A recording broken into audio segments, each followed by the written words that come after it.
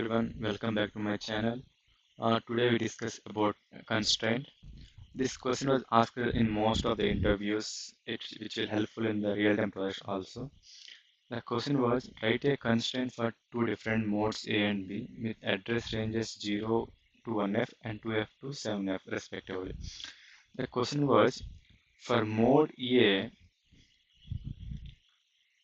the address range is 0 to 1F. For mode B, the address range will be 2F to 7F. If we convert this into decimal, so it will be 0 to 31, 1F will be 31. For 2F in decimal, we can get 47 for 2F. For 7F, it will be 127. Okay. Okay, let's get started with the code. So we have to comment it out. So okay, we'll start. First we have to create a class named as packet, and I have used enum for the two modes. So type def enum. The two modes will be mode A, mode B. I have to give the enum name as mode T.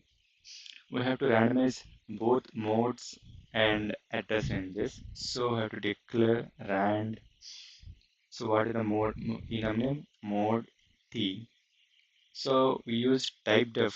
So we can use alias, like we can use user defined name like anything we want. So I have declared it as mode. So for address also we have to declare rand. The size will be 7 down to 0 address. So let's now start writing the constraint. So to write a constraint, we have to first write constraint name. I have given name as C1. Okay. The how can we write constraint is for if the mode is A, then address will be in the 0 to 31. So we can use if. Okay, I will use this space. If mode equals to mode A, then address will be inside. We have to use inside constraint. Address inside. What is the range we have to declare? We have to use 8H because it is hexadecimal. So we use 8H. If we don't use hexa format, we will get error. So I have to use 8H. What is the range? 0, 0, 2. 8 hexadecimal 1F.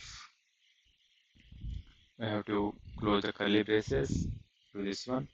Now, if mode is B, then mode is B means we have to constrain address to 2F to 7F. So else what address inside square brackets 8 hexadecimal given range was 2F to 8 hexadecimal 7F. I have to close the bracket this one and so I have completed the constraint. Then we write end class. Now we can have to write module. So module name will be TB. We have to create instance for the packet inside the module. So packet P initial begin and end module. Okay, inside initial begin, I have to create object for the packet. So P equals to new. So it will create the object for the class. We have to randomize the properties inside the class. So we use p dot randomize.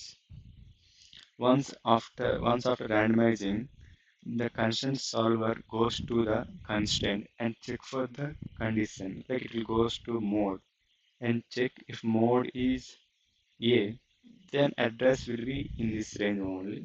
If mode is B, then address will be in this range. To print the contents dollar display.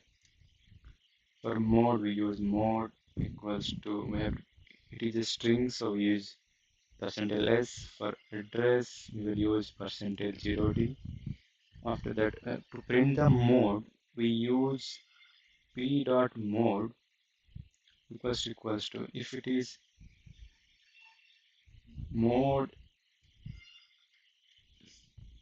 A, we use tell operator. Like if mode is mode A, then we will print A, else B in the dollar display.